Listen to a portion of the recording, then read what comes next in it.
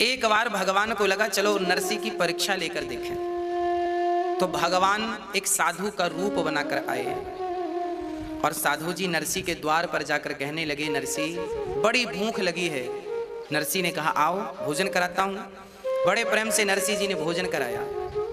हाँ, और नरसी जी ने कहा बोलो राधे श्याम। तो भगवान ही तो थे वो। भगवान ने कहा नरसी तेरे पास बहुत धन है तो तुझे खूब राधे श्याम सूझता है। हम तो ठहरे गरीब, खाने का भी जुगाड़ नहीं। हमारे जैसे बन करके फिर भक्ति करो तब तो जाने।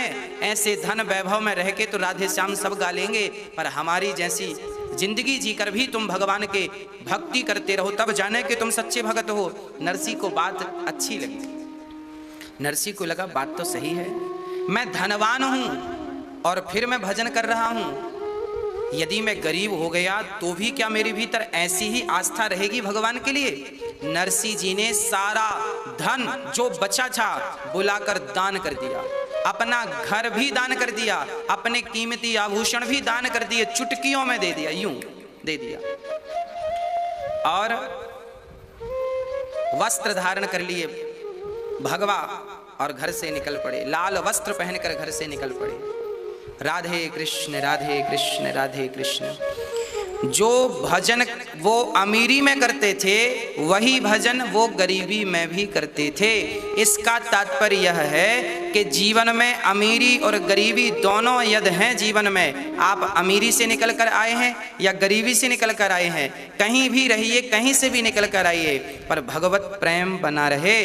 जीवन में सुख के बाद दुख यदि आया है तो समझ लेना ईश्वर आपको अपनी कसौटी में कस के देख रहा है कि भगत कच्चा है या पक्का है। ये ईश्वर की परीक्षा है। हाँ, आप फेल मत हो जाइएगा। श्रद्धा की कसौटी में खरे उतरिएगा, भक्ति की कसौटी में खरे उतरिएगा, ईश्वर की कसौटी में खरे उतरिएगा। हाँ, नरसी दोनों स्थिति में प्रसन्न है। कुछ नहीं तो भी राधे श्याम, सब कुछ था तो भी राधे श्याम। वो भजन करते हैं, उन्हें दुख नहीं है कि मेरे पास कल तक इतनी पूंजी थी आज समाप्त हो। कोई दुख नहीं, कोई उन्हें भय नहीं है। बस प्रेम से वो बस निरंतर राधे कृष्ण राधे कृष्ण राधे कृष्ण जपते हैं। ये कथा हमें क्या सिखाती है? ये कथा हमें सिखाती है कि आपके जीवन में भी दुख आवे तो घबराइयो मत। आपके जीवन में भी सुख आवे तो फूल मत जाना। धन आवे पानी बाढ़े नाव में, घर में बाढ़े दाम, दोनों हाथ उलीचियो यही सयानो काम। पानी यदि नाव में बढ़ जाए तो हाथों से उलीचिए, नहीं तो वो पानी नाव को डुबा देगा। घर में ज़्यादा पैसे आ जाएं तो धर्म कर्म करने लग जाइएगा, पुण्य करने लग जाइएगा, नहीं वो धन भी बुद्धि बिगाड़ देता है। धन भी बुद्धि बिगाड़ता है। धन आवे तो धर्म में लग जाओ। वाह, प्रभु ने दिया है, सेवा कर लो, नरसी की तरह सेवा कर लो। खूब भजन किया नरसी जी ने। अंत में भगवान मिले। भगवान का दर्शन नरसी जी को एक बार तो बाल्यावस्था में हुआ और फिर बीच में हुआ, अंत में भी हुआ। नरसी जी को भगवान साक्षात आए नरसी के मायरा भरने के लिए, नानी बाई का मायरा भरने के लिए। वाह, हे प्रभु, जैसे नरसी के हृदय में प्रेम था बस वो प्रेम मेरे हृदय में भी उत्पन्न हो जावे और बस आपका निरंतर चिंतन करता रहूं, गुणगान गाता रहूं। बस यही प्रार्थना है गोविंद के चरणों में। कल भगवान का पावन जन्म हुआ। जन्म लेते ही वसुदेव जी ने कृष्ण को गोकुल पहुंचा दिया। पांव में बेड़ियां हैं, हाथ में हथकड़ियां हैं। कृष्ण को लेकर चले तो बेड़ियां अपने आप खुल गई, हथकड़ियां अपने आप खुल गई। अर्थात जो ईश्वर को लेकर चलेगा उसके बंधन स्वतः ही खुल जाएंगे। आप क्या बंधन खोलेंगे? अरे आपको क्या कोई बंधन से मुक्त करेगा? आप खुद भगवान की भक्ति करके जैसे ही उन्हें थाम लेंगे आप स्वयं ही बंधन से मुक्त हो जाएंगे। जेल के दरवाजे खुल गए। अर्थात जो ईश्वर को लेकर चलता है उसके लिए मोक्ष के दरवाजे अपने आप खुल जाते हैं। मोक्ष के दरवाजे खुल गए तो आप अपने लिए भी मोक्ष के दरवाजे खोल लीजिएगा। हाँ, आप खोल लीजिएगा। कब? इसलिए कहते हैं कि हर घड़ी, हर पल, हर क्षण चिंतन भगवान का बना रहे। हर क्षण भगवान का चिंतन करते रहना, हर पल। जैसे ही कृष्ण मथुरा से चले, रिमझिम बारिश हो रही थी। आहा, ये बारिश क्या है? जो भगवान को लेकर चलता है उस पर कृपा की बरसात तो होनी ही है। यमुना का जल स्तर बढ़ने लगा। क्या अर्थ है? बोले जो भगवान को लेकर चलेगा उसके जीवन में भक्ति बढ़ेगी। यमुना मतलब भक्ति स्वरूपा, भक्ति बढ़ेगी। जो परमात्मा को लेकर चलेगा, हृदय में जो ईश्वर को धारण करके चलेगा, उसकी भक्ति तो बढ़नी ही बढ़नी है। और ईश्वर को लेकर जो चलेगा वो पहुंचेगा कहाँ? भगवान आपको माया के पास पहुंचा देते हैं, लक्ष्मी के पास, धन के पास। जो कृष्ण को लेकर चलता है उसे धन की प्राप्ति होती ही होती है, क्योंकि जहां नारायण है वहीं लक्ष्मी है। आपको पर लक्ष्मी में उलझ नहीं जाना। यदि लक्ष्मी में उलझ गए तो नारायण छूट जाएंगे, और नारायण को पकड़ रखा है तो फिर लक्ष्मी तो पीछे पीछे चलेंगी। भाई जहां पति है वहां पत्नी है, जहां पति है वहां पत्नी है, पर जहां पत्नी है जरूरी नहीं है कि वहां पति हो। इसलिए आप नारायण के चरण पकड़ लीजिए, लक्ष्मी माँ तो आपके साथ रहेंगी, क्योंकि नारायण के बिना लक्ष्मी कैसे रहेंगी। इसलिए कृष्ण का उत्सव पूरे गोकुल में चालू हो गया, सारे ब्रज में उत्सव चल रहा है। कितना बढ़िया नजारा था, कितनी सुंदर छवि थी श्याम सुंदर की। सारे लोग दर्शन कर रहे थे, दूर दूर से दर्शन करने वालों की भीड़ लगी थी। बधाई हो यशोदा, कितने सुंदर नयन थे और कितना सुंदर स्वरूप था परमात्मा का। हाँ,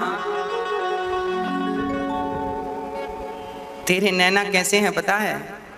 कटीले हैं और मोटे हैं, और जिसे देख लेना कन्हैया उसका जीवन धन्य धन्य हो जाता है।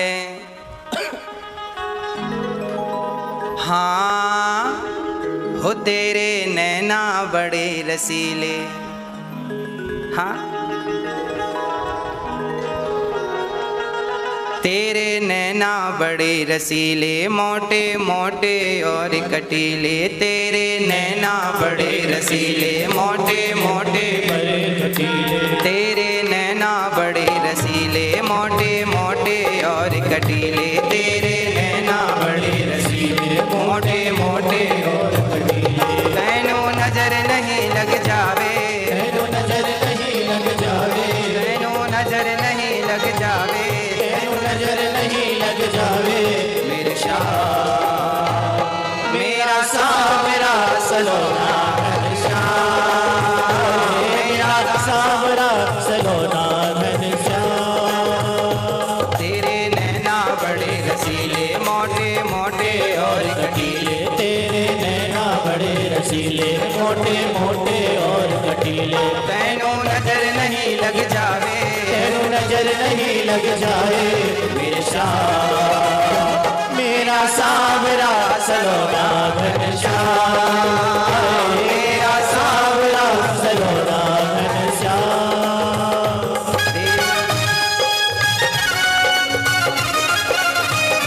हरी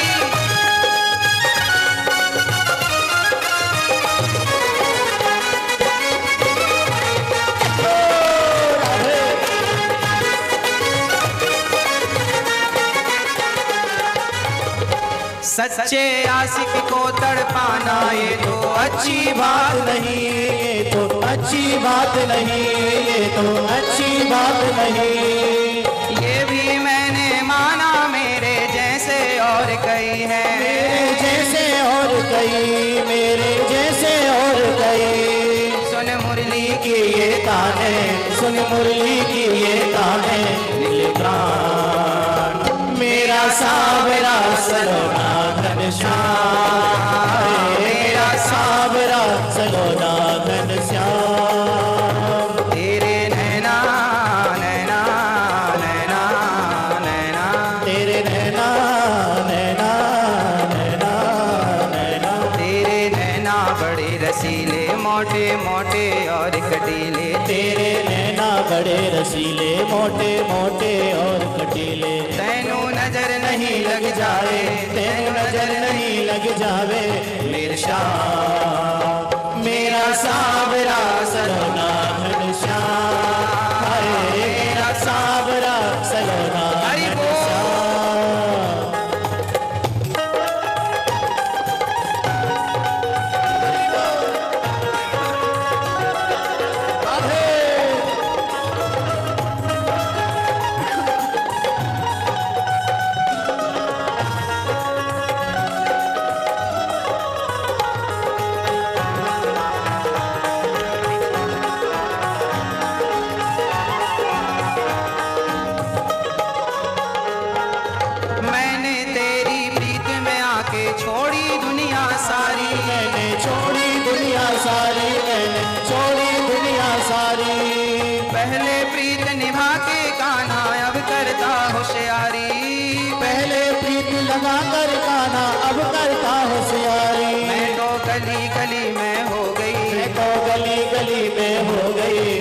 गली गली में हो गई, मैं तो गली गली में हो गई बदनाम। मेरा सावरा सलोना घनश्याम, हाय मेरा सावरा सलोना घनश्याम, मेरा सावरा सलोना घनश्याम, मेरा सावरा सलोना घनश्याम, मेरा सावरा सलोना घनश्याम।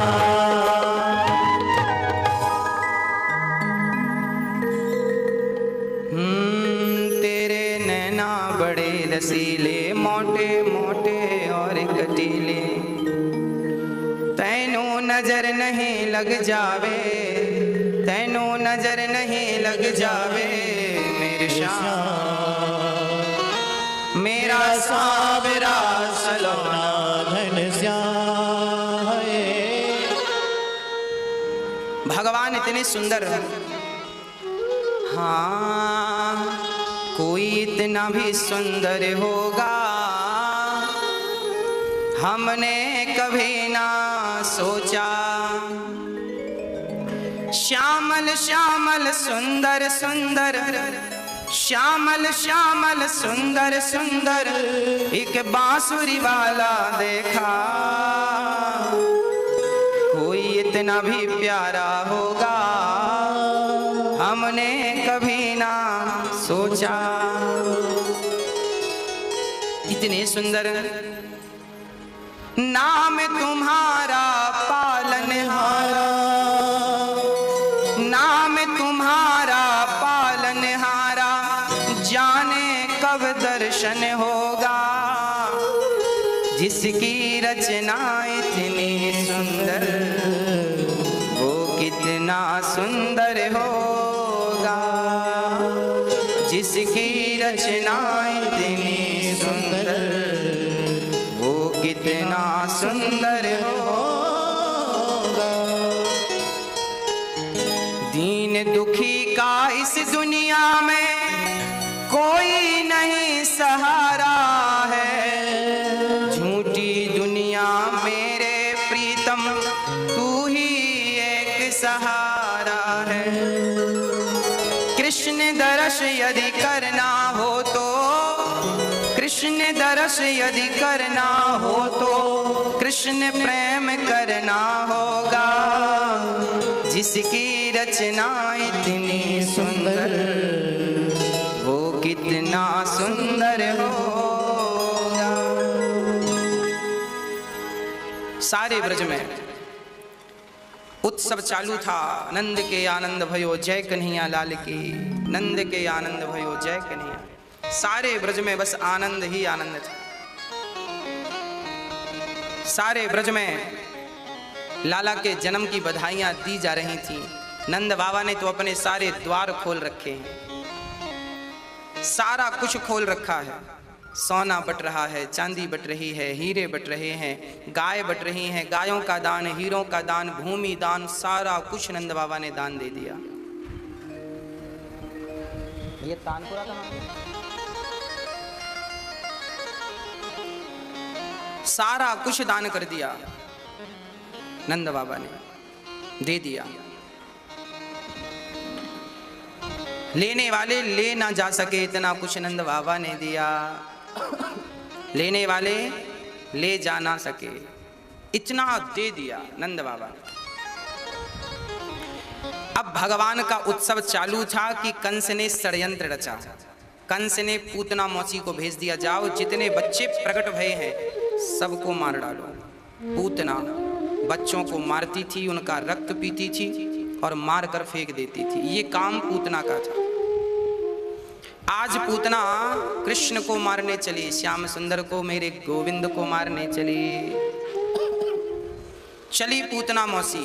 इतनी सुंदर बन करके गई, अपने स्तनों में जहर भर लिया कि लाला को पिलाऊंगी मर जाएगा। चल पड़ी कृष्ण को लेकर के। श्याम सुंदर जहां लेटे थे वहां पहुंच गई पूतना मौसी, और भगवान श्री कृष्ण को पूतना मौसी ने देखा। भगवान पालकी पर खेल रहे थे, मौसी बड़ी सुंदर थी। पूतना को देखते ही श्याम सुंदर ने अपने नेत्रों को बंद कर लिया। मानो भगवान कहते हैं कि पूतना तन को सजा कर आई है, पूतना का तन तो सुंदर है पर मन सुंदर नहीं है। जिनका तन सुंदर है मन सुंदर नहीं है, ऐसों को मैं देखना भी पसंद नहीं करता। इसलिए भगवान ने पूतना को देखकर नेत्रों को बंद कर लिया। देखा ही नहीं भगवान ने, देखना चाहते नहीं भगवान। भगवान ऐसों को नहीं देखना चाहते जिनके अंदर कपट भरा है। पूतना का तन तो बड़ा खूब था पर मन में गंदगी थी। मारने आई ना जहर पिलाने, मुख में राम राम बगल में छुरी। भगवान कहते हैं ऐसे लोग मुझे बिल्कुल पसंद नहीं हैं। जो तन के सुंदर हो मन के सुंदर ना हो, भगवान कहते हैं ऐसों को मैं देखना भी पसंद नहीं करता। निर्मल मन जन सो मोहि पावा, मोहि कपट छल छेद्र न भावा। निर्मल मन जन सो मोहि पावा। भगवान कहते हैं जिसका हृदय पावन है, मन निर्मल है, ऐसे तो मुझे पा लेते हैं, पर जिनका मन निर्मल नहीं है ऐसे लोग मुझे पा नहीं पाते। तो भगवान ने आंखें क्यों बंद कर ली? क्योंकि भगवान ऐसों को देखते ही नहीं जिनका तन सुंदर है मन सुंदर ना। इसलिए भगवान के लिए तन की सुंदरता ना हो, मन सुंदर बनाओ, हृदय सुंदर हो, अंतःकरण सुंदर हो, पावन हो, निर्मल हो। अच्छा, मन की निर्मलता कैसी होती है? किसी के प्रति कोई कपट ना हो, द्वेष ना हो, नफरत ना हो, घृणा ना हो, मन बिल्कुल निर्मल हो। कैसा मन हो? जैसे बच्चों का मन होता है। बच्चों को आप एक मार दो गाल में, थोड़ी देर रोएंगे, फिर उसको गोद में लो, आ जाएगा। अर्थात उसके हृदय में आपके लिए कोई द्वेष उत्पन्न नहीं हुआ। जबकि आप किसी को बड़े को एक थप्पड़ मारो, फिर बोल आ, लाठी लेके आएगा तेरी टांग तोड़ दूं। हाँ, बच्चों के अंदर कोई नफरत नहीं है, कोई घृणा नहीं, कोई बदले की भावना नहीं है। बच्चे बिल्कुल निर्मल होते हैं। हमें भी बच्चों की तरह बनना है, अपने मन को बच्चों की तरह निर्मल बनाना है। जो मन की मैल न धोई, गंगा गया तो क्या हुआ। गंगा में जाकर बंदे तन की तू मैल धोता। गंगा में जाकर बंदे तन की तू मैल धोता। जो मन की मैल न धोई, गंगा गया तो क्या हुआ। परमात्मा ना पाया, पाया जन्म तो क्या हुआ। तो भगवान को पा लेना ही जीवन की सार्थकता है। पूतना आई, भगवान को उठाई, भगवान ने आंख तो बंद कर रखी, पूतना ने अपना स्तन कृष्ण के मुख में दे दिया। भगवान ने दूध पी लिया, कोई बात नहीं, दूध है पी लिया। पूतना के स्तनों में दूध था, भगवान ने दूध फिनिश किया। थोड़ा जहर था, भगवान ने कहा चलो ये भी पीते हैं, जहर पी लिया। अब पूतना के दूध भी खत्म, जहर भी खत्म, क्या बचे? भगवान बोले जब पकड़े ही हैं तो सही जगह पहुंचा देते हैं। पूतना के प्राणों को पीना शुरू कर दिया। चिल्लाई पूतना, बालक छोड़ दो, छोड़ दो। भगवान बोले मौसी जी हम जल्दी से किसी को पकड़ते नहीं हैं, और पकड़ लें तो फिर यहाँ छोड़ा नहीं जाता। भगवान पकड़ते बराबर हैं, छोड़ते नहीं हैं। पूतना को पकड़ लिया, पूतना के प्राण निकल गए। हाँ, जब पूतना के प्राण निकले, यशोदा मैया दौड़ी दौड़ी आई और देखा कि पूतना मरी पड़ी है। उठाकर जल्दी से लाला को नजर उतारने लगी। और नंद बाबा जो कर चुकाने गए थे, मथुरा से लौटे, तो उन्होंने देखा पूतना मर गई है। वसुदेव जी ने कहा था नंद बाबा जल्दी जाओ, संकट लाला पर मंडरा रहे हैं। पूतना के शरीर को काट कर चिता पे जब रखा नंद बाबा ने, तो वाह, पूतना के शरीर से दुर्गंध निकलनी चाहिए क्योंकि उसका मन गंदा था, पर भगवान ने उसे इतना पावन कर दिया कि पूतना के शरीर से दुर्गंध नहीं, सुगंध निकल पड़ी, सुगंध निकल पड़ी।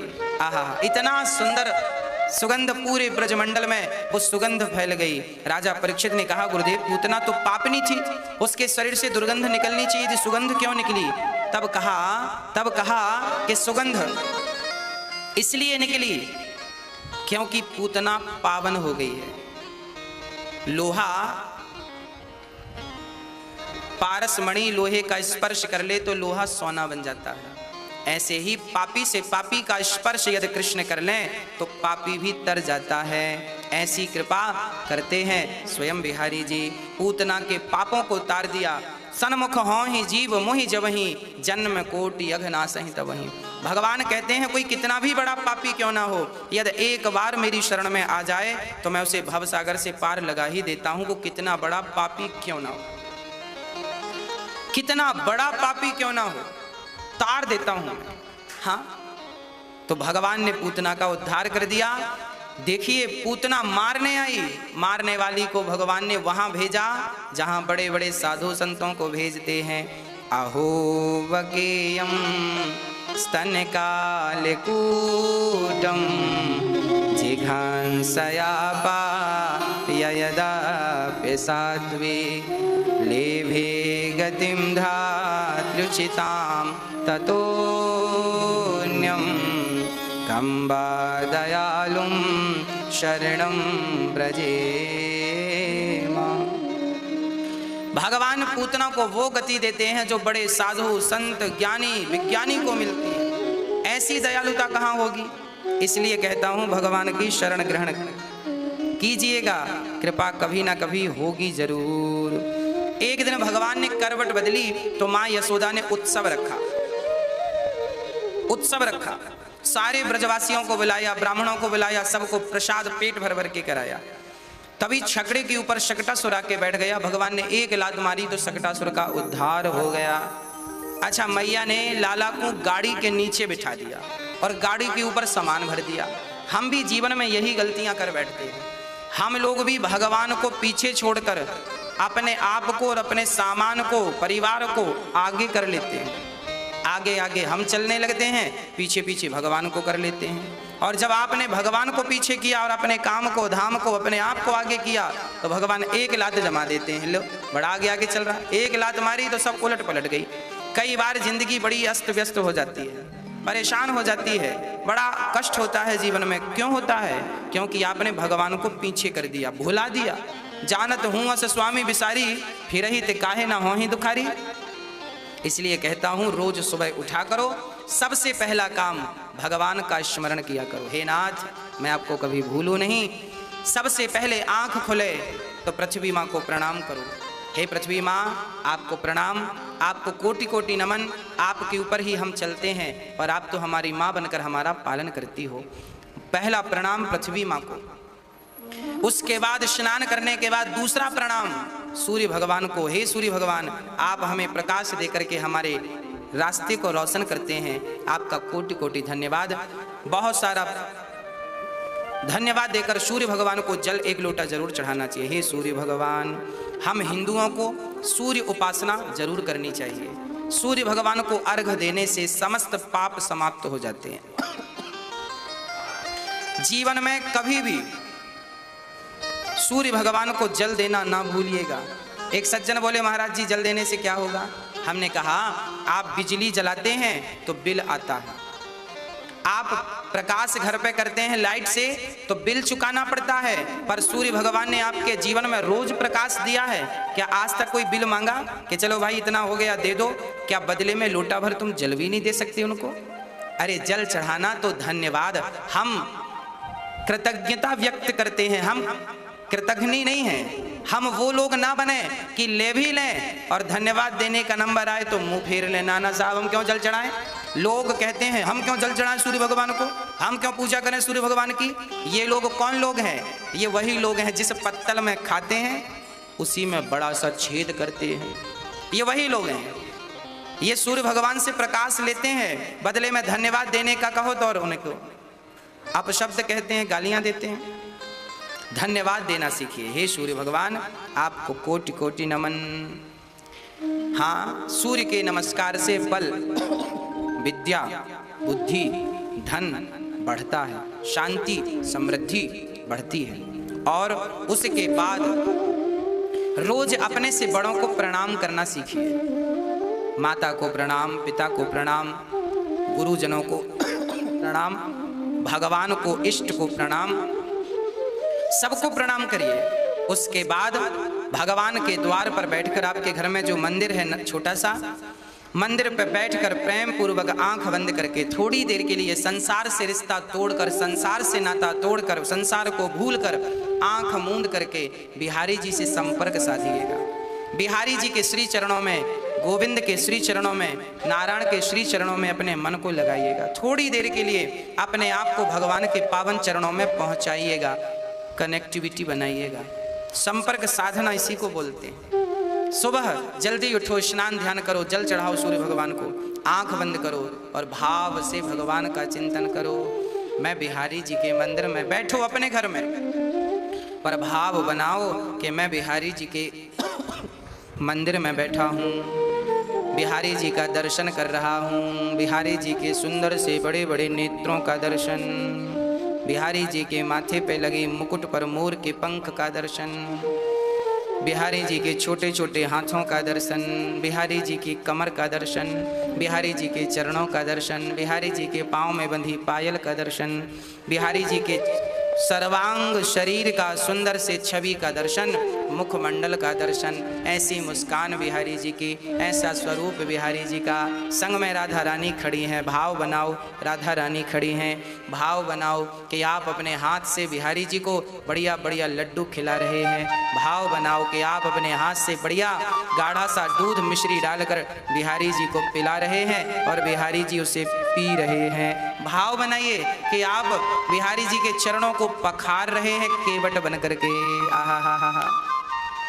भाव बनाइए कि भगवान के पांव जैसे केवट ने धोए, हम भी बिहारी जी के पांव, बढ़िया सी थाली है, भाव से सोने की थाली प्रकट कर लो। भाव से क्या घट रहा है? सोने की थाली है और बिहारी जी के पावन चरण आपने रखे हैं और आप बढ़िया सोने के लोटे से पानी डालकर बिहारी जी के पांव को पखार रहे हैं, धुल रहे हैं। फिर भाव बनाओ कि आप बिहारी जी के पावन चरणों को बढ़िया धुल कर पहुँच रहे हैं। फिर भाव बनाओ कि बिहारी जी को बढ़िया सा सोने के सिंहासन पर आपने बिठा दिया और राधा जी पास में बैठी हैं और श्री बिहारी जी ये युगल सरकार बैठे हैं और आप हाथ जोड़कर स्तुति कर रहे हैं और कह रहे हैं, हे प्रभु त्वमेव माता च पिता त्वमेव त्वमेव बन्धुश्च सखा त्वमेव विद्या द्रविडं त्वमेव सर्वं मम देव देव। हे गोविंद, आप ही हमारी माँ हो, आप ही हमारे पिता हो। हे राधा रानी, आप ही हमारी माँ हैं, ये श्याम सुंदर ही हमारे पिता हैं। हे प्रभु, आप ही हमारे बंधु हैं, आप ही हमारे सखा हैं। ये कहें कि आप ही हमारे सब कुछ हैं। हे प्रभु, आप सब कुछ हैं हमारे लिए। चरण धोकर, चरण पहुँचकर आप भाव बनाओ कि बिहारी जी के चरणों को आपने अपने मस्तक पर ऐसे धारण कर लिया जैसे भरत जी ने राम की खड़ाओं को धारण किया था। ऐसा भाव बनाओ कि राधा रानी के चरण और श्याम सुंदर के चरण हमने अपने मस्तक पर धारण कर रखा है। ये भाव बनाओ। बिहारी जी के पावन चरण मस्तक पर हैं। बिहारी जी के चरण हमारे मस्तक पर आए और हमने अब प्रार्थना की कि हे प्रभु, हम पतित हैं, अधम हैं, आपके योग्य नहीं हैं। हे भगवान, आपके इसी प्रकार चरण मेरे मस्तक पर बने रहें। हे दीनानाथ, मैं आपके योग्य नहीं हूँ, फिर भी श्याम सुंदर मुझे अपने योग्य बनाइए। हे गोविंद, मैं कामी हूँ, मैं क्रोधी हूँ, मैं लोभी हूँ, मैं अहंकारी हूँ, लाख बुराइयाँ भरी हैं। भगवान, मुझ पतित को पावन करें और मुझे स्वीकार करके मेरे जीवन को कृतार्थ कर दें। भाव बनाइए कि बिहारी जी के पावन चरण मस्तक पर हैं। अब बिहारी जी की बढ़िया सी आरती उतारिए, रोज प्रेम से आरती उतारिए और आरती उतारते हुए कहिए, ओम जय जगदीश हरे, स्वामी जय जगदीश हरे, भक्त जनों के संकट क्षण में दूर करे। ओम जय जगदीश हरे, तुम पूर्ण परमात्मा, तुम अंतर्यामी, स्वामी तुम अंतर्यामी, पार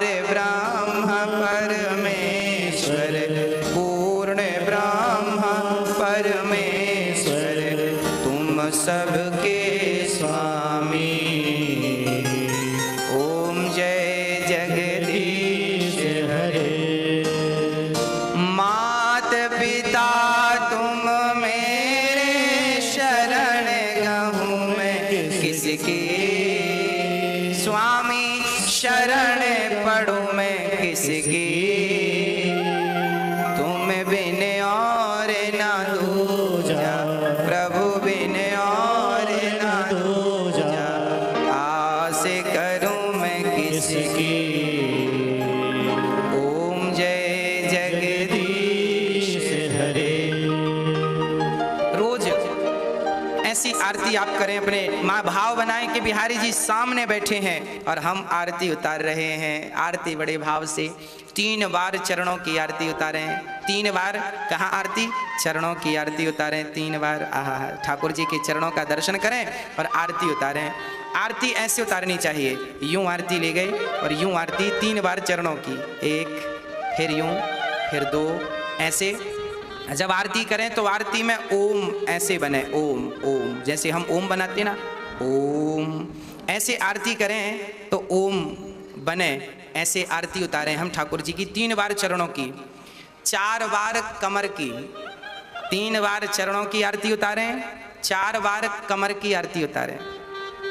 कमर की, उनके हृदय की, उनके वक्षस्थल की, 4 बार उनके हृदय की आरती उतारें और 7 बार उनके मुख मंडल की आरती उतारें। 7 बार उनके मुख की आरती, बिहारी जी के मुख की आरती 7 बार। और फिर उसके बाद सर्वांग शरीर की आरती फिर से 7 बार। 7 बार सर्वांग पूरे शरीर की आरती, चरणों से लेके उनके मुकुट तक की, पूरे नीचे से ऊपर तक आरती 7 बार। 3 बार चरण की, 4 बार हृदय की और 7 बार मुख की और पूरे 7 बार पूरे शरीर की। ये आरती की पद्धति है। ऐसे हमें ठाकुर जी की आरती उतारनी चाहिए। आप फिर देखिए, आप जैसे उतारते हैं वो भी गलत नहीं है, पर विधान ऐसा है। 3 बार चरणों की आरती उतारने के बाद आरती रख के अर्घ देना चाहिए, उसकी भी पद्धति है। 3 बार आपने चरणों की आरती उतारी, फिर आरती रख दी, फिर छोटा सा शंख होता है उसमें जल भर के और फिर जल घुमाना चाहिए 3 बार, यूं 3 बार जल छोड़ दिया, फिर आरती उतारी, फिर 4 बार किया हृदय की, फिर आरती रख के फिर जल घुमाई 3 बार, फिर उसे 3 बार छोड़ा, फिर 7 बार मुख की आरती उतारी, फिर आरती रखी, फिर जल घुमाया, जल छोड़ा, फिर 7 बार आरती रख के और फिर बाद में जल फिर छोड़ना है।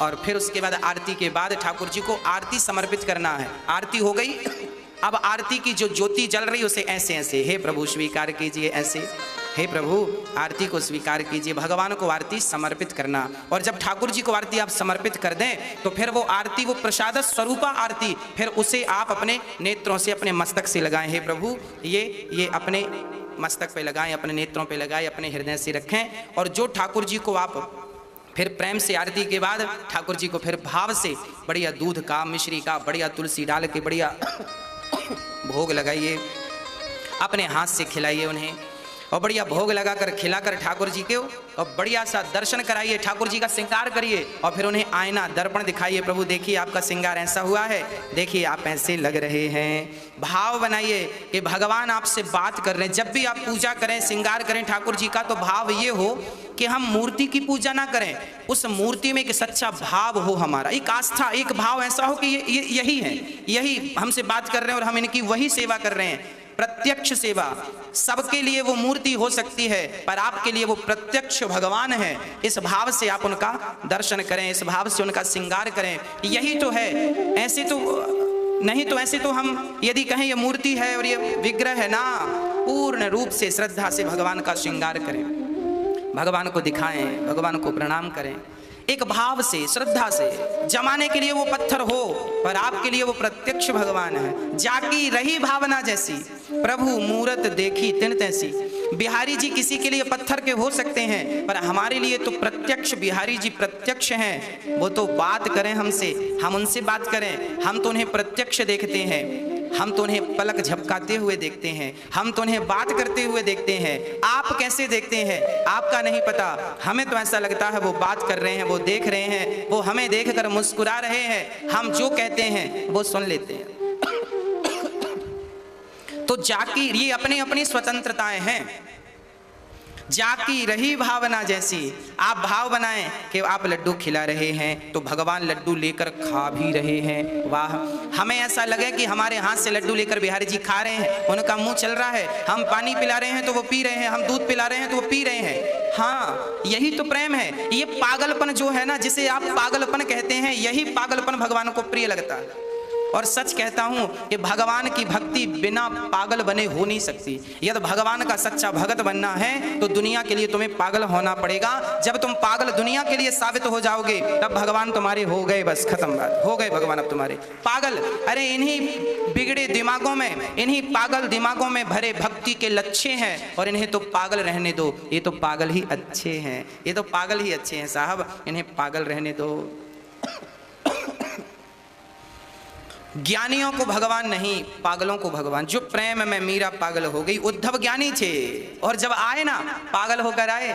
जब गए थे तो बढ़िया कपड़े, साफ बढ़िया ड्राई क्लीन वाले कपड़े पहन के गए थे उद्धव जी। मथुरा से जब वृंदावन आए ना, बढ़िया टिप टॉप कपड़े पहनकर आए। और जब यहाँ गोपियों के प्रेम को देखा, राधा रानी के प्रेम को देखा, तो राधा रानी के चरण रज में उद्धव जैसा ज्ञानी लोट रहा। गोपियों की चरणों की रज मस्तक पे, पूरे शरीर पे बालू चिपक गई और कपड़े जो थे बड़े टिप टॉप वाले बिल्कुल बालू में डूब गए, अस्त व्यस्त हो गए। बाल चिड़िया का घोंसला बन गए, खुद का ज्ञान नहीं, कपड़े कहाँ जा रहे हैं, बाल कहाँ जा रहे हैं, भूल गए सब। ऐसे वृंदावन से जब मथुरा गए, कन्हैया ने कहा वाह ज्ञानी, ये क्या हालत बना रखी है तुमने। तब उद्धव ने कहा तब ज्ञानी था, अब प्रेमी हो गया हूं। ज्ञानी का ज्ञान जब तक मिटेगा नहीं, हाँ, तब तक भगवान की प्राप्ति संभव नहीं है। तो अपने आप को मिटाना ही ईश्वर को पाना है। तो प्रिय भक्तों, भगवान भाव की सेवा स्वीकार करते हैं। ऐसे आप रोज भगवान की सेवा करें, रोज ऐसे सेवा करने से क्या होगा, आपका भगवान के प्रति प्रेम बढ़ेगा। ये प्रेम बढ़ाने का एक मार्ग है, एक रास्ता है। सेवा करना, पाठ करना, पूजा करना, स्तुति करना, ये क्यों जरूरी है, इनसे प्रेम बढ़ता है। ये शुरुआत सब चीज है, ये पहली सीढ़ियां है ईश्वर तक पहुंचने की। प्रेम की ये पहली सीढ़ी है। अब भगवान को मारने शकटासुर आया, भगवान ने शकटासुर को मार गिराया। तृणावर्त आया, बवंडर बन के भगवान ने तृणावर्त को मार गिराया। उसके बाद भगवान का नामकरण करने के लिए गर्गाचार्य जी आए और गर्गाचार्य जी भगवान का नामकरण कर रहे हैं। कैसा नाम, यशोदा ये तुम्हारी गोद में जो है रोहिणी का बेटा है। अयम ही रोहिणी पुत्रो रमयन सुहृदयो गुणै आख्यायास्ते राम इति बलाधिक्याद् बलम विदुः। बड़े प्रेम से भगवान ने, गर्गाचार्य जी ने बलराम जी का नामकरण किया। ये बलराम कौन है, ये बलराम पिछले जन्म के श्री लक्ष्मण जी हैं। लक्ष्मण जी महाराज 14 साल तक नींद का, नारी का, भोजन का त्याग किया है श्री राम के लिए। जब भगवान श्री राम को पता चला, गुरु वशिष्ठ जी ने अवध की सभा में, अयोध्या में सारे समाज के बीच में वशिष्ठ जी ने कहा देखो लक्ष्मण बहुत बड़े त्यागी। कैसे, 14 साल तक, 14 वर्ष तक इन्होंने नारी का त्याग कर दिया, निद्रा का, भोजन का। जब वशिष्ठ जी ने कहा कि लक्ष्मण ने नारी, निद्रा और भोजन का त्याग किया, तब गुरु वशिष्ठ जी ने जब ये कहा तो राम ने कहा गुरुदेव, लक्ष्मण ने नारी का त्याग किया मैं मानता हूं, भोजन का, निद्रा का त्याग किया मैं मानता हूं, पर भोजन तो मैंने इसे दौने भर भर के दिए हैं। कहो लक्ष्मण, जब मैं आपको दौने भर भर के देता था तो क्या आप नहीं खाते थे?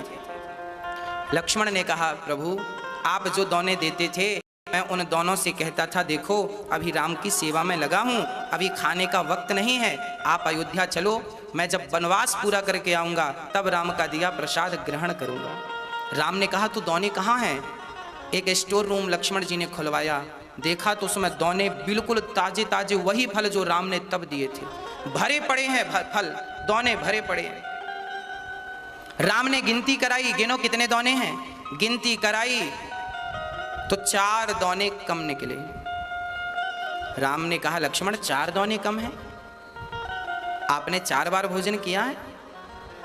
हाँ हाँ, लक्ष्मण जी ने कहा 4 बार भोजन नहीं किया प्रभु, 4 बार तो आपने ही भोजन नहीं दिया मुझे। कब नहीं दिया?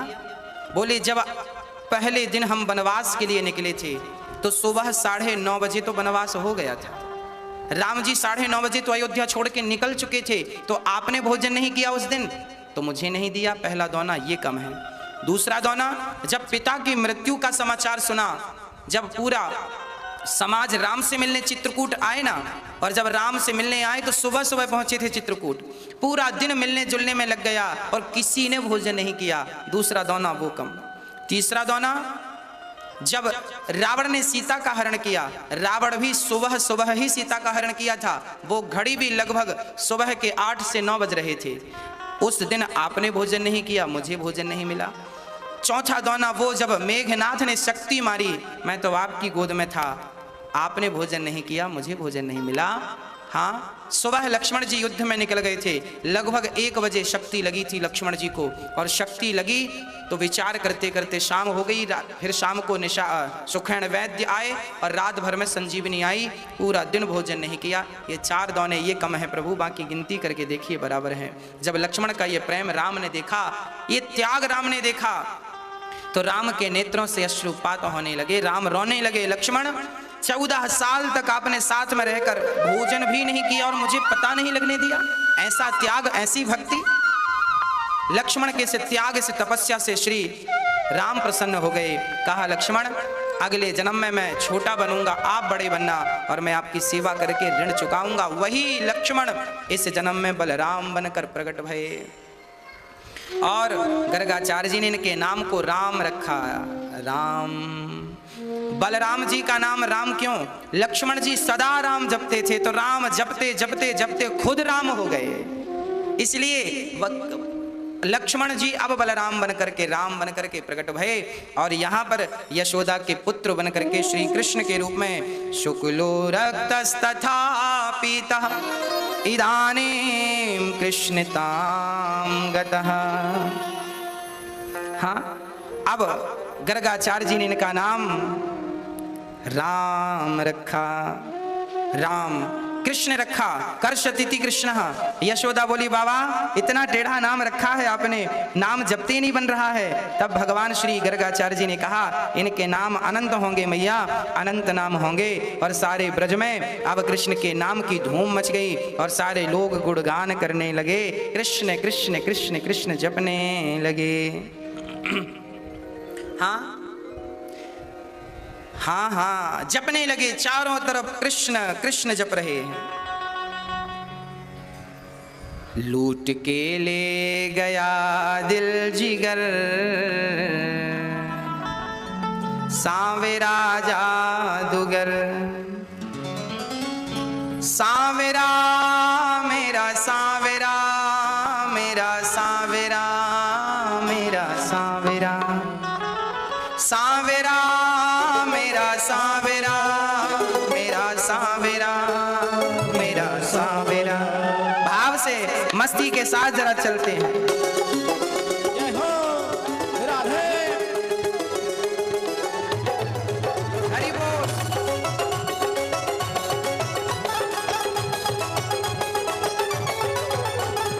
सांवरा मेरा सांवरा, मेरा सांवरा, मेरा सांवरा, सावरा मेरा सावरा, सावरा मेरा सावरा, सांवरा मेरा सांवरा, मेरा सांवरा, मेरा सांवरा, सांवरा मेरा सावरा, सावरा मेरा सावरा। लूट के ले गया दिल जिगर, लूट के ले गया दिल जिगर, सांवरा जादूगर लूट के ले गया दिल जिगर, सावरा जादूगर लूट के ले गया दिल जिगर, सावरा जादूगर। सांवरा मेरा सांवरा, मेरा सांवरा, मेरा सांवरा। सावरा मेरा सावरा, आइए। सावरा मेरा सावरा। लूट के ले गया, लूट के ले गया, लूट के ले गया दिल जिगर,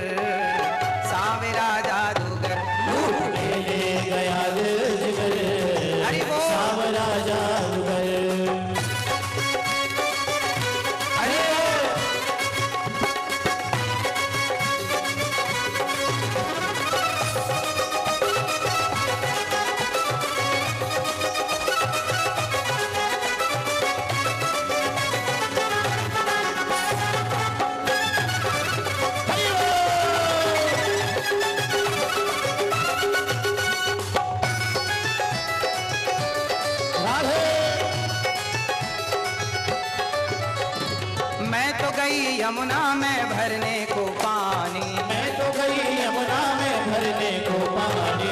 गोपियां कहती हैं मैया तेरो लाला इतनो परेशान करे कि मैं एक दिन पानी भरवे गई, मैं तो गई यमुना में भरने को पानी। मैं तो गई यमुना में भरने को पानी। एक छवि नटखट की हुई मैं दीवानी। एक छवि नटखट की हुई मैं दीवानी। ओ देख छवि नटखट की हुई मैं दीवानी।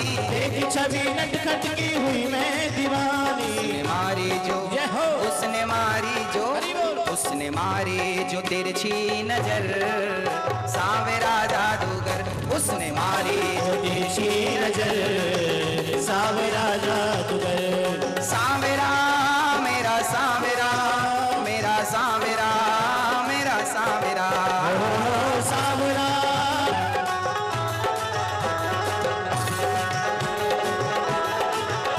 हरि बोल।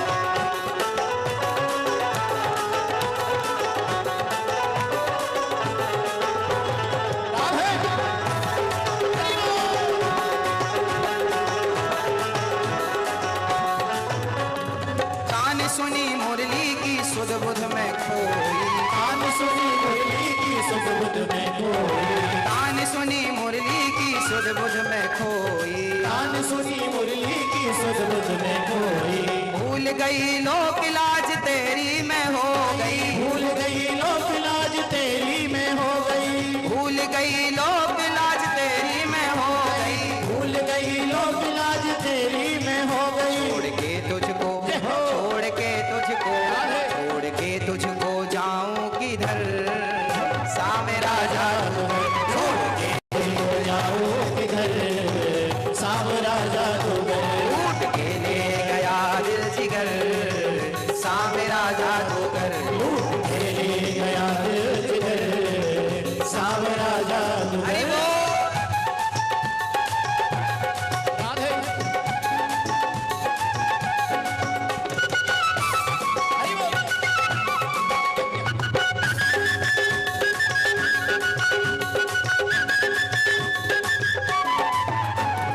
बांध ली रमण तुमसे आशा की लड़ियां। बांधली रमण तुमसे आशा की लड़ियां। बांध ली रमण तुमसे आशा की लड़ियां। बांधली रमण तुमसे आशा की लड़ियां। है यही तमन्ना शेष जीवन की घड़ियां। है यही तमन्ना शेष जीवन की घड़ियां। चरणों में, जय हो। तेरे चरणों में, हरि बोल। तेरे चरणों में जाए गुजर, तेरे चरणों में जाए गुजर, सावेरा जादूगर लूट कर ले गया दिल जिगर, सावेरा जादूगर। सावेरा मेरा सावेरा, मेरा सावेरा, मेरा सावेरा। ओ सावेरा मेरा सावेरा, सावेरा मेरा सावेरा। ओ सावेरा मेरा सावेरा, मेरा सावेरा, मेरा सावेरा। सावेरा मेरा सावेरा, मेरा सावेरा, मेरा सावेरा। लूट के ले गया दिल जिगर, लूट के ले गया दिल जिगर, सावेरा जादूगर लूट के ले गया दिल जिगर, सावेरा जादूगर, सावेरा जादूगर, सावेरा जादूगर, सावेरा जादूगर।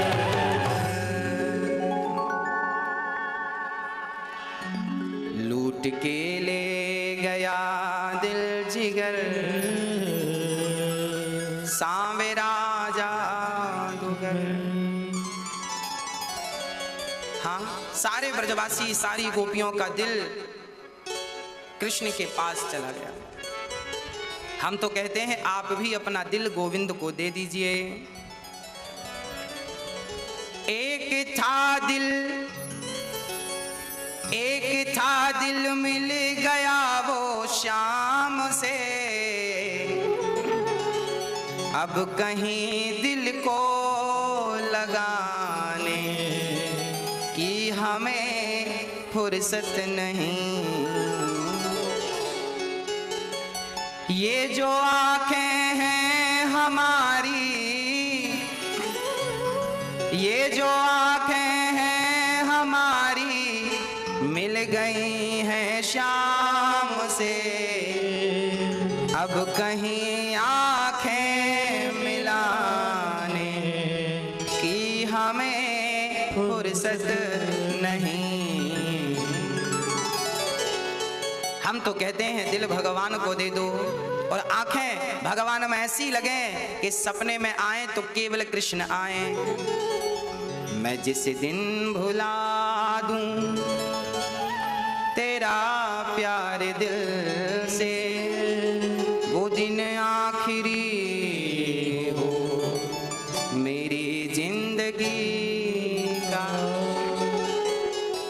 ये आंखें उसी रात हो जाए अंधी, ये आंखें उसी रात हो जाए अंधी, जो तेरे सिवा देखे सपना किसी का। हे गोविंद, ये आंखें अंधी हो जाएं उस रात जो तेरे सिवा सपने में भी कोई आ गया तो। बेवफा दुनिया ये हमसे पूछती,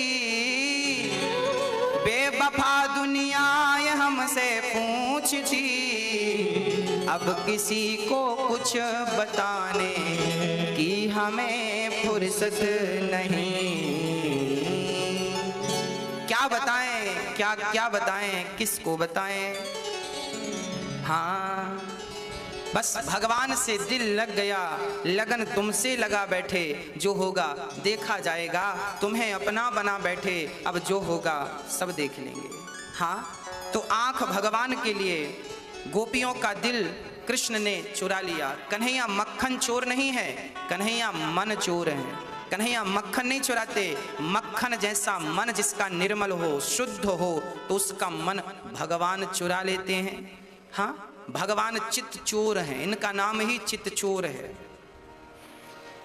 भगवान का नामकरण श्री गर्गाचार्य जी ने किया है और अब भगवान की दिव्य बाल लीलाएं स्टार्ट हो गई। थोड़ा बड़े हो गए भगवान। बाल लीलाएं ऐसी मनोहर लीलाएं कि जिसे देखकर बड़े बड़े ज्ञानी भी मोहित हो जाएं। मुह्यन्ते यत् सूर्या, ऐसी लीलाएं कृष्ण की।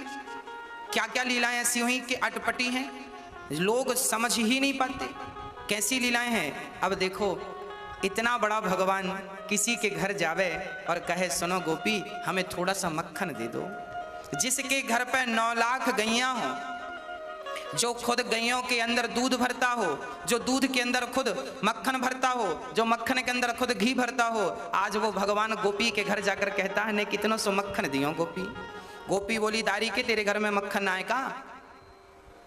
हाँ, तो कन्हैया बोले हमारे घर में तो खूब मक्खन है सखी, पर क्या बताऊं चोरी के मक्खन को स्वाद ही निरालो है। तैने कभी कर रखी है चोरी? गोपी बोली मैं तो बड़े बाप की बिटिया हूं, मैं चोरी वोरी ना करूं, तू ही चोरी कर तो फिरे। कन्हैया बोले सखी तू देती है कि मैं चोरी करूं? तब गोपियां इतना सा मक्खन देती हैं और जानते हो क्या कहती हैं? कन्हैया हम इतना सारा देंगी, तुम हमारा एक छोटा सा काम कर दो। क्या काम है बता तो सही, हमें जरा एक बार नाच के दिखा दो ऐसे ऐसे। कन्हैया एक हाथ ऊपर करते हैं, एक हाथ यूं करते हैं और ऐसे ऐसे करने लग जाते हैं। गोपी बोली ना ये वाला नाच हमें पसंद नहीं है। तो कौन सा वाला? बोले एक हाथ तुम अपने सिर पे रखो, दूसरा हाथ कमर में रखो और जरा कमर लचका के दिखाओ। कन्हैया बोले अच्छा वो वाला? हाँ हाँ वही वाला। अब कन्हैया नाचते हैं, एक बार कमर लचकाएं तो कहें जल्दी से एक गोला दे, तो गोपी जल्दी से एक गोला कन्हैया के मुंह पे ठूंस दे। फिर कन्हैया बोले दूसरी बार कमर लचकाऊं? हाँ हाँ लचका। तो दूसरी बार कन्हैया बोले सुनो मक्खन तो बहुत खा लियो, ने थोड़ी सी छाछ पिलाई दे मुझको। छाछ पिलाई दूं? हाँ। तो शक्कर डाल के पिलाऊं कि मिश्री डाल के नमक डाल के? ना नमक को तो नमक डाल के पिलाई दे। नमक थोड़ा सा जीरा डाल के सखियां छाछ पिलाती हैं। और गोपियां बोली सुनो मक्खन के बदले तो एक तुमने कमर लचकाई एक बार, अब छाछ पिलाएंगी तो 2 बार लचकाना पड़े। हाँ हाँ ठीक है। अब छाछ के बदले 2 बार कमर लचकाते। अब सोचो ये कितनी बढ़िया बात है। अब बताओ जगत का पालनहार जो सृष्टि को बनाता है, संसार को चलाता है, क्या वो छाछ का भूखा है? तो फिर क्यों नाच रहा है छाछ के लिए? अब कोई सामान्य प्राणी देखेगा तो वो तो यही कहेगा ये कैसा भगवान है, ये नाच रहा है गोपियों के सामने कमर पकड़ पकड़ के नाच रहा है, ये कैसा भगवान है? हाँ, ये भगवान की भगवत्ता है। भगवान साधारण लीलाएं कर रहे हैं, क्या होगा इन लीलाओं को आप सुनने में इतना आनंद लूट रहे हैं, तो जिन गोपियों के सामने कृष्ण लीला कर रहे होंगे उन्हें कितना सुख और कितना आनंद मिल रहा होगा। अपने भक्त को आनंदित करने के लिए भगवान ने ये लीलाएं रची हैं। कभी कमर पे हाथ रख के नाचने लग जाते हैं, कभी वो मक्खन की डिमांड करते हैं, कभी छाछ पीने लग जाते हैं। और छाछ जब गोपियां पिलाती हैं ना, तो छाछ कैसे पीते हैं?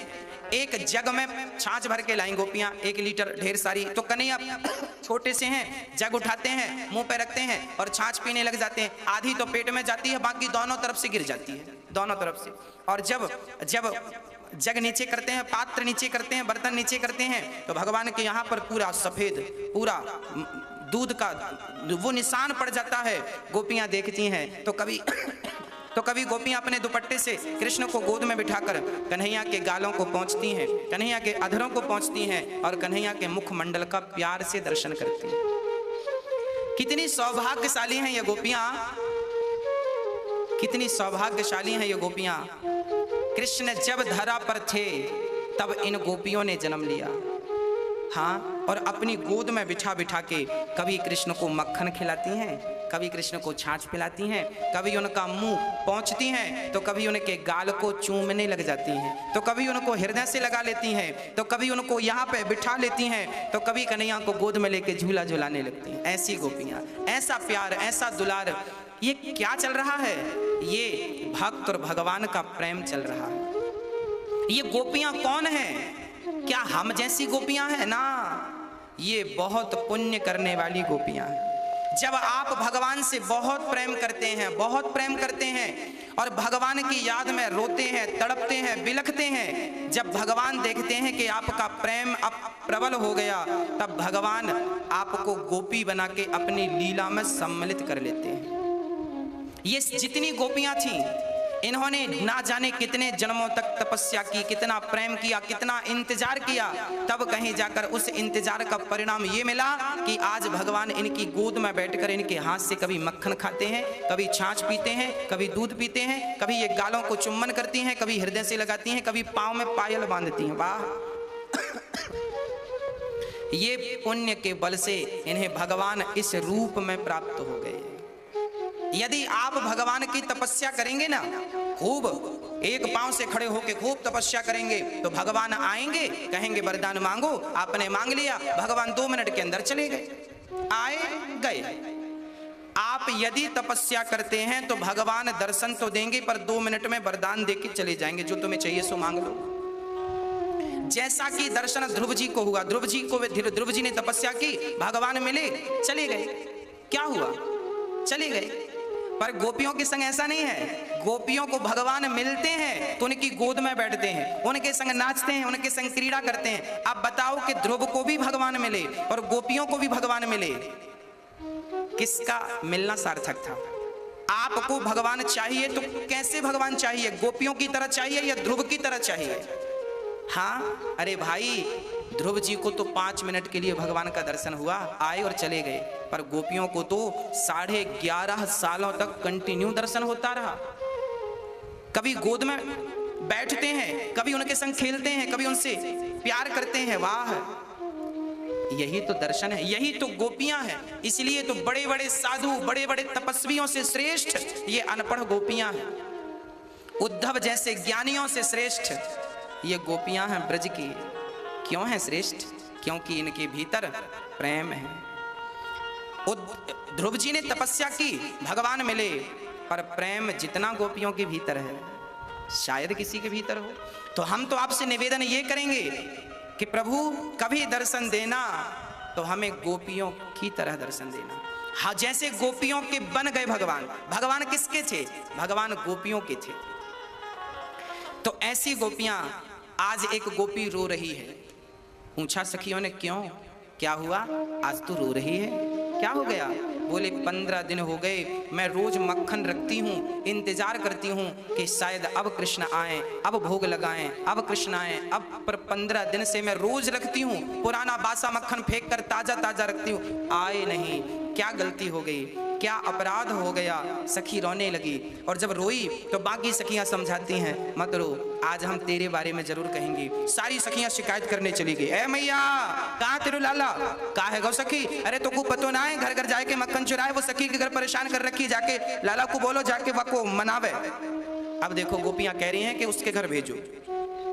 मैया बोली मोको तो कुछ समझ में ना आए, तुम क्या कह रही हो सखियो, अरे तुमको समझ में ना आए मैया, तुम लाला को बुलाओ। अब लाला आए, कन्हैया का है गो मैया, दौड़े दौड़े आए, कन्हैया का है गो, ओ लाला देख तो सही है, सखियां थारी शिकायत करवे आई हैं, तू चोरी करे लाला। कन्हैया बोली मैया मैं चोरी वोरी ना करूं, ये सखियां एक नंबर की चोटी हैं, रोज मारो गाल पकड़ के कवे मारे से शादी कर, मैया मैं शादी करवे की उम्र में हूं का। मैया बोली क्यों सखी, का कहे छोरा, तुम शादी करवे की बात करो। सखियां बोली मैया शादी करवे की बात ही ना कर रही मैं, तो लाला ने तो शादी करऊ लई, शादी कर ली याने। मैया घबराई, राम राम राम राम, कब शादी कर ली, मोको तो पतो ही ना है मेरे छोरा ने शादी कब कर ली। वो मैया तो को पतो ना है, वो बरसाने की छोरी है, बरसभानु की छोरी, राधा नाम है बाको, हाँ रोज लाला को उठनो बैठनो होए बाके संग, तो को कानो कान खबर वो ही ना पतो चले।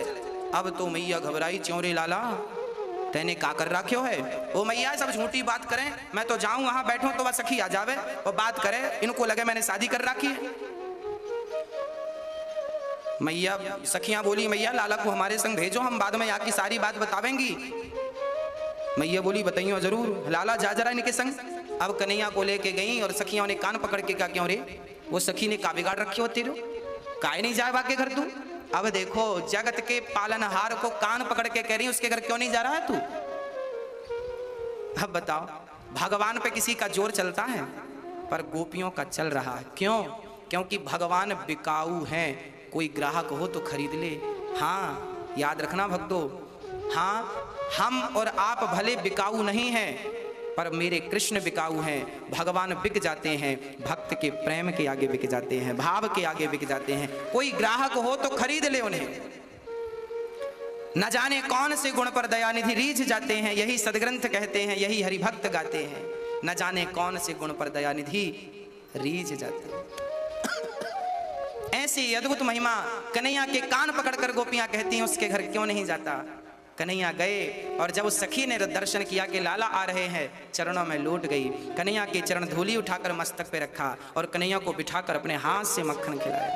ये जब भगवान ने देखा कि गोपियों का ऐसा प्रेम है, तो भगवान फिर उनके घर उनके बिना बताए जाते, छींके पे जो मक्खन रखा था निकाल कर खाते, और गोपियां उतने ही ऊपर मटकियां लटकाया करती जितनी ऊपर वो आसानी से पा लेते, और छिप छिप करके गोपियां देखा करती, कन्हैया को देखती हैं और कन्हैया चोरी करते खा रहे हैं, वो देखती हैं छिप करके, क्यों, वो किसी भी बहाने भगवान को देखना चाहती। सच कहूं आप जिनसे प्रेम करते हैं ना, आप उनको छिप छिप के भी देखते हैं, आप जिनसे प्रेम करते हैं आप उन्हें देखते हैं, उन्हें देखने में आनंद मिलता है, देखना अच्छा लगता है। हाँ माँ बच्चे को देखती है, माँ बच्चा सोता है ना, सोते हुए बच्चे को कौन देखता है, माँ देखती है, माँ देखती रहती है, माँ का पेट ही नहीं भरता बच्चे को देखने में। जैसे माँ का प्रेम बच्चे के लिए है कि वो उसे निरंतर देखती रहती है, ऐसे भक्त भगवान को निरंतर देखता रहता है, लुक छुप करके भी देखता है, गोपियां छिप छिप कर देखती हैं। ऐसी अद्भुत बाल लीला भगवान की, बड़े बड़े ज्ञानी मोहित हो गए, ये कैसा, भगवान ने ऐसी लीलाएं की, इतनी सरलता दिखाई कि ब्रह्मा मोहित हो गए, इंद्र मोहित हो गए, ये कैसा भगवान है। अब जिनकी लीला को देखकर ब्रह्मा मोहित हो गए, इंद्र ब्रह्मा मोहित हुए तभी तो बछड़े चुरा के ले गए थे, अभी कथा सुनाऊंगा आपको। इंद्र मोहित हो गए तभी तो पानी बरसाया मूसलाधार गोवर्धन, तभी तो उठाना पड़ा, इंद्र भी मोहित हो गए। अरे जिनकी लीला को देखकर ब्रह्मा मोहित हो गए, इंद्र मोहित हो गए, ऐसे भगवान की भगवत्ता को देखकर हम और आप मोहित हो जाएं तो इसमें क्या आश्चर्य है। इसलिए भगवान हैं वो बहुत बड़े हैं, पर भक्तों के लिए बहुत छोटे बन जाते हैं। बिनु पग चलहि सुनहि बिनु काना, कर बिनु कर्म करहि विधि नाना। ये भगवान की भगवत्ता है, ये भगवान का भक्तों से प्रेम है। तो आज भगवान गोपियों के संग सुंदर सी लीलाएं कर रहे हैं। एक दिन क्या हुआ, गोपियां कहती हैं माँ आज तेरे लाला ने वत्सान मुंचन क्वचित समय क्रोश संजात हासा। वत्सान मुंचन, आज तेरे लाला ने छोटे छोटे बछड़ों को खूंटे से खोल दिया। तो मैया बोली खोल दिया, तो इसमें क्या बुरी बात है, तुम जाके गाय धो क्यों नहीं लेती? बोले ऐसे समय में खोला जब गाय धोने का समय नहीं था, तब खोल दिया। अब लो माना गोपियां ये कहती हैं कि मैया बछड़े जो थे वो खूंटे से बंधे थे, वो अपने आप को तो खोल सकते नहीं थे, तेरे लाला ने समय के पहले खोल दिया। इसका तात्पर्य यह है कि हम सभी संसार के खूंटे से बंधे हुए प्राणी हैं, हम माया के खूंटे में बंधे हुए प्राणी हैं, हम अपने आप को तो खोल सकते नहीं। हाँ, पर कृष्ण कृपा करें तो वो हमें संसार से खोलकर अपने चरणों की ओर लगा सकते हैं। नहीं, हम में क्या ताकत, हमारी क्या औकात, हमारी क्या हैसियत। हे गोविंद, अपने चरणों की भक्ति आप देंगे तो भक्ति मिलेगी।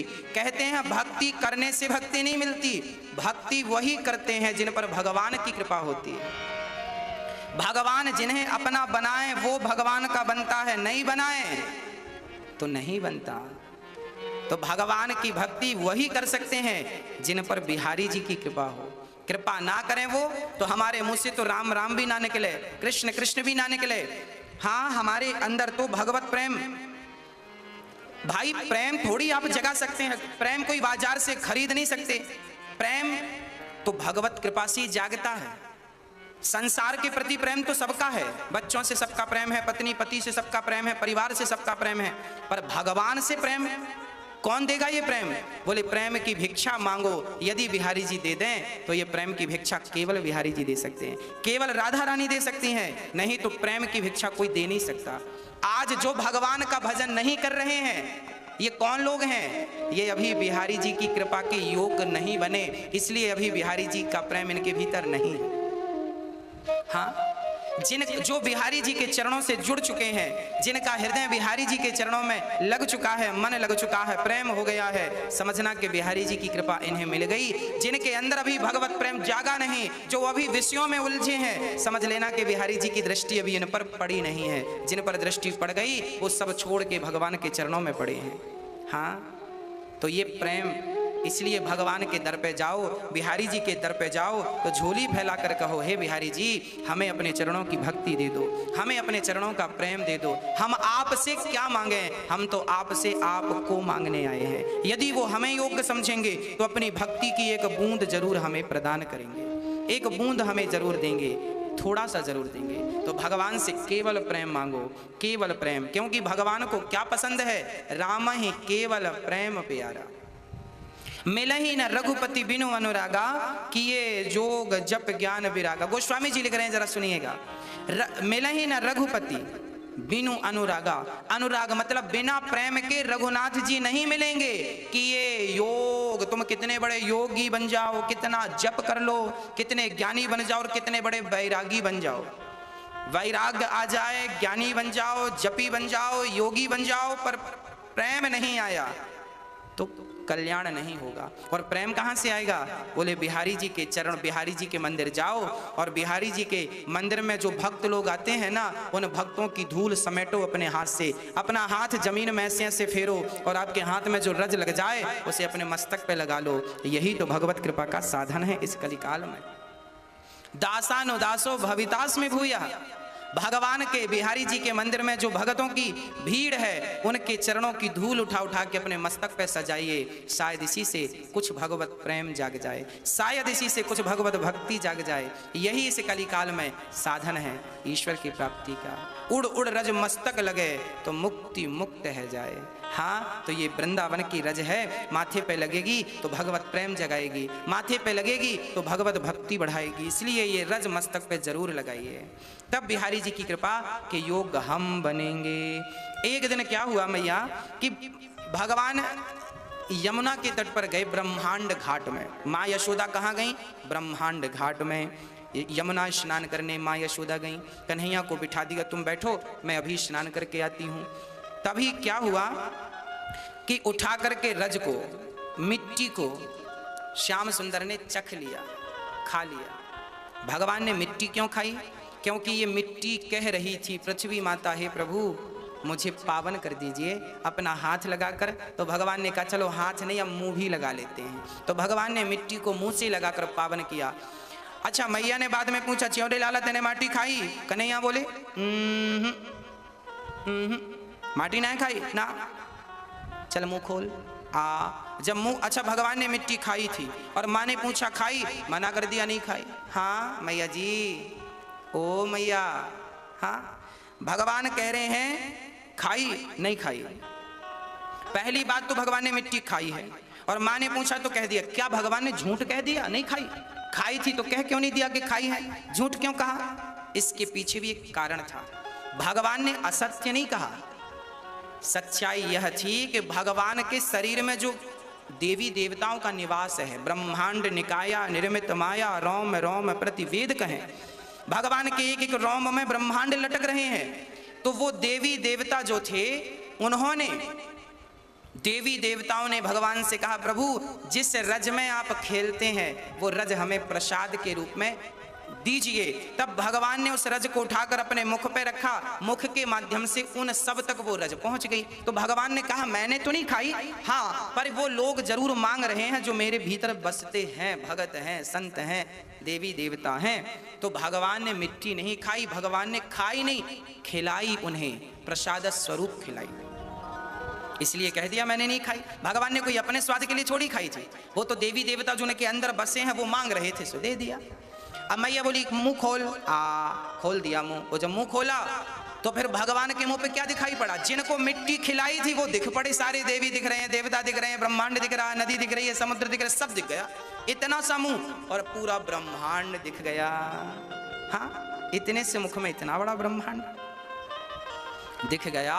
माँ यशोदा घबराई, ये कौन है, कैसी लीला है ये? माँ यशोदा ने सब देखा, पूरी नदियाँ, पूरा समुद्र, पहाड़, सब कुछ देखा। मैया समझ गई ये लाला भगवान है, दारिक ने पूतना को पैदा होती मार दियो, सकटासुर को याने मार दियो, तृणावर्त को मार दियो। मैं समझती रही पूतना पाप से मर गई, पर अब पतो चलो लाला नहीं मारो। अब तो मैया घबराई, छोरा भगवान है। अब भगवान ने विचार किया कि मैया भगवान मानवे लग जाएगी तो बड़ो नुकसान है जाएगा। अब भाई मैया अरबा में रख देगी, अलमारी में रख देगी, थोड़ी सी जगह में धर देगी माँ, और तो 2 मिश्री के दाने सवेरे खवा देगी, 2 शाम को खवा देगी। भगवान बन के बहुत नुकसान हो सकता है। इसलिए भगवान भगवान नहीं पुत्र बन करके हैं, ताकि पुत्रवत प्यार उन्हें माँ का प्राप्त हो। भगवान छोटे से बन करके और बहुत प्यार से माँ के संग अब लीला करने लगे। अब मैया को सब भुला दिया, जो देखा मैया के दिमाग में जो उथल पुथल चल रही थी सब भूल गई मैया। मैया हाथ जोड़ के खड़ी थी। कन्हैया बोले मैया का है गो? मैया बोली लाला तेरे मुंह में मैंने अभी पूरे ब्रह्मांड को देखो। कन्हैया बोले कहा मैया तेरी नजर में पता नहीं का है गो? फिर से मुंह खोल के दिखाया भगवान ने, कुछ नहीं। मैया घबराई, राम राम मेरी नजरन को का है गो? बुढ़ापे में नजरें बिगड़ गई क्या? कछु को कुछ नजरें देखें। अब मैया ने लाला को गोद में लिया और चल पड़ी।